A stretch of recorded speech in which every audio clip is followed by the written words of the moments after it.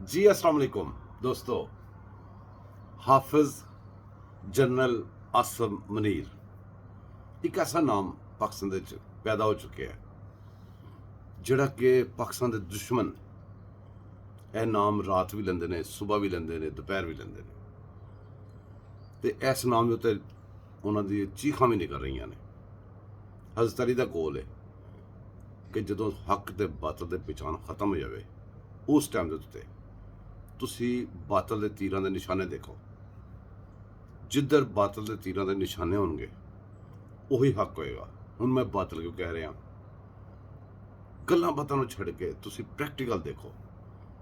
पाकिस्तान के खिलाफ कोई ऐसा भी काम जिंदा मौका हाथ जो नहीं जान देंगे। और तुहाडे सामने पाकिस्तान का 3 साल 7 महीने हुकूमत करके ऐसी हुकूमत पाकिस्तान की पहली दफ़ा करके कि जो सारे अदारे हर चीज़ पूरे तावां दे नाल पूरियां ताकतां इंजॉय करके ते उन्हां ताकतां नूं इस्तेमाल करके की कीता है?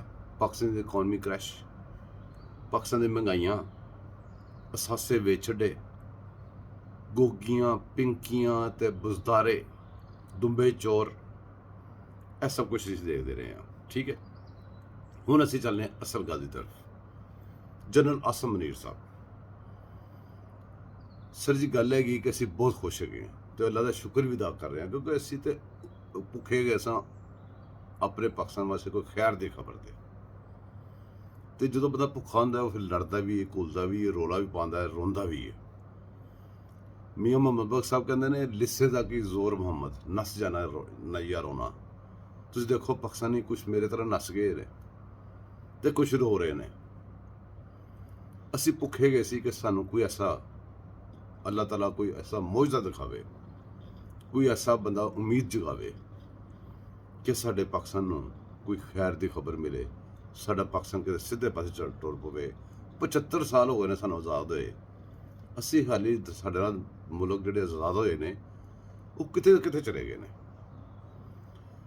हाफिज़ साहब, इस दुनिया तुहानूं भी पता है कि मजहब के नाम पर 2 मुल्क आज़ाद होए ने, एक इसराइल ते एक पाकिस्तान।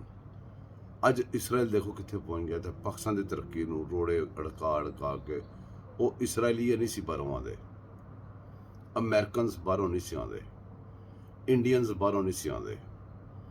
हाफिज़ साहब, साडे बंदे साड़ियाँ ताकतां इस्तेमाल करके सानू किल करते रहे, सानू मारते रहे। असी जो रोने साडे रोन की असल वजह यह हैगी जी।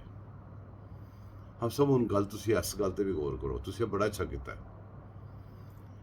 असी जो काम कर रहे ना उहदे तो सानू मजीद लर्न करना चाहिए अगों काम करने वास्ते। तुसीं प्रोसैस किया है, आके पहले अंडरस्टैंड किया, डायगनोज किया, यह अच्छा काम होंदा है।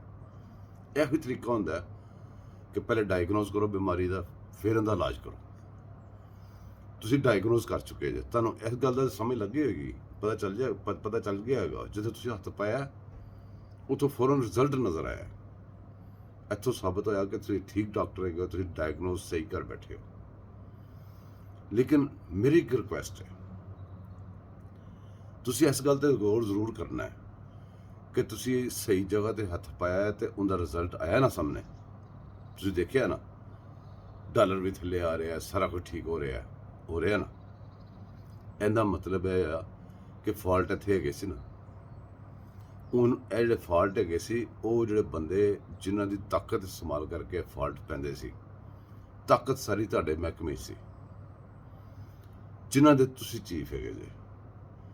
वो जिहड़े गुजर गए उन्हां दे भी चीफ है जे, जिहड़े हुण ने उन्हां दे चीफ है जे, जिहड़े आउण वाले होणगे उन्हां दा कोई नवां चीफ होएगा। फिलहाल तुसीं मौजूदा ते पास्ट वाले दा चीफ है जे।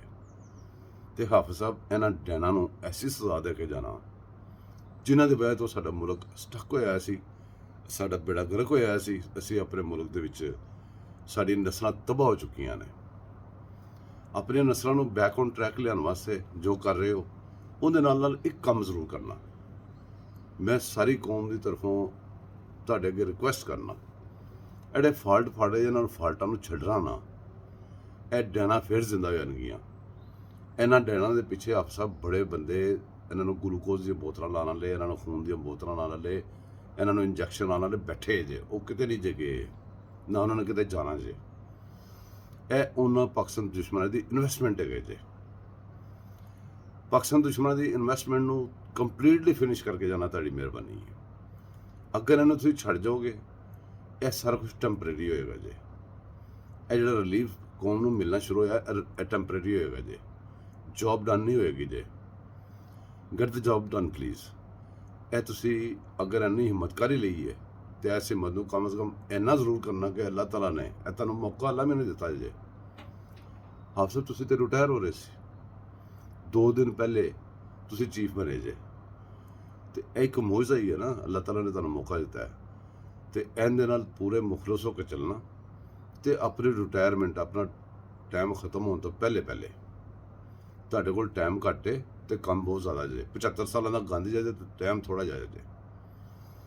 ਇਹਨਾਂ ਨੂੰ ਐਸਾ ਟੰਗਣਾ, ਇਹ ਜਿਹੜੇ ਬੈਠੇ ਨਾ, ਜਿਹੜੇ ਸਟੇ ਦੇ ਦਿੰਦੇ ਨੇ ਤੇ ਜਿਨ੍ਹਾਂ ਦੀ ਵਜ੍ਹਾ ਤੋਂ, ਜਿਨ੍ਹਾਂ ਦਾ ਸ਼ੈਲਟਰ ਲੈ ਕੇ ਸਾਰਾ ਕੁਝ ਕਰਦੇ ਨੇ, ਜਿਹੜੇ ਫੈਸਲੇ ਮਹਿਫੂਜ਼ ਕਰ ਲੈਂਦੇ ਨੇ, ਜਿਹੜੇ ਫੈਸਲੇ ਆਇਨ ਤੇ ਕਾਨੂੰਨ ਤੋਂ ਹਟ ਕੇ ਕਰਦੇ ਨੇ, ਜਿਹੜੇ ਫੈਸਲੇ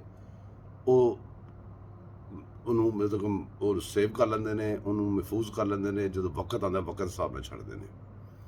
ਹਾਫਿਜ਼ ਸਾਹਿਬ ਇਹਨਾਂ ਨੂੰ ਜ਼ਰੂਰ ਟੰਗਣਾ। ਇਹ ਹੁਣ ਚੀਨੀ ਦਾ ਬੁਹਰਾਨ ਆਇਆ, ਇਹਦੇ ਤੇ ਜਿਹੜੇ ਜੱਜ ਨੇ ਸਟੇਜ 'ਤੇ ਉਹਨੂੰ ਫਾਂਸੀ ਜ਼ਰੂਰ ਲਾਉਣਾ। ਇਹ ਜੱਜਾਂ ਨੂੰ, ਇਹ ਜਨਰਲਾਂ ਨੂੰ, ਜਿਨ੍ਹਾਂ ਨੇ ਰਲ ਕੇ ਪਾਰਟਨਰਸ਼ਿਪ ਦੇ ਵਿੱਚ ਸਾਰਾ ਕੁਝ ਕੀਤਾ ਹੈ, ਹਾਫਿਜ਼ ਸਾਹਿਬ ਬਿਲਾ ਸ਼ਿਰਕਤ ਗੈਰੇ, ਬਿਲਾ ਕਿਸੇ ਤਫਰੀਕ ਦੇ, ਜਦੋਂ ਦੁਸ਼ਮਣ ਹੁੰਦਾ ਹੈ, ਪਾਕਿਸਤਾਨ ਦਾ ਦੁਸ਼ਮਣ ਜੱਜ ਹੋਵੇ ਉਹ ਵੀ ਦੁਸ਼ਮਣ ਹੈ, ਜਨਰਲ ਹੋਵੇ ਉਹ ਵੀ ਦੁਸ਼ਮਣ ਹੈ, ਆਵਾਮ ਹੋਵੇ, ਆਮ ਬੰਦਾ ਹੋਵੇ, ਕੋਈ ਸਨਅਤਕਾਰ ਹੋਵੇ, ਜਿਹੜਾ ਪਾਕਿਸਤਾਨ ਦੇ ਖਿਲਾਫ ਕੰਮ ਕਰਦਾ ਉਹ ਪਾਕਿਸਤਾਨ ਦਾ ਦੁਸ਼ਮਣ ਹੈ। ਤੇ ਦੁਸ਼ਮਣਾਂ ਨਾਲ ਸਲੂਕ ਕਰਨਾ ਚਾਹੀਦਾ ਹੈ। ਇਹ ਜਿਹੜੇ ਬੰਦੇ ਬਾਹਰ ਗਏ ਨੇ, ਰੋਜ਼ੀ ਰੋਟੀ ਕਮਾ ਕੇ ਆਪਣਾ ਗੁਜ਼ਾਰਾ ਕਰ ਰਹੇ ਨੇ, ਮੇਰੇ ਤਰ੍ਹਾਂ ਇਹ ਬੰਦੇ ਬੜੇ ਫਿਕਰਮੰਦ ਹੈਗੇ ਜੇ।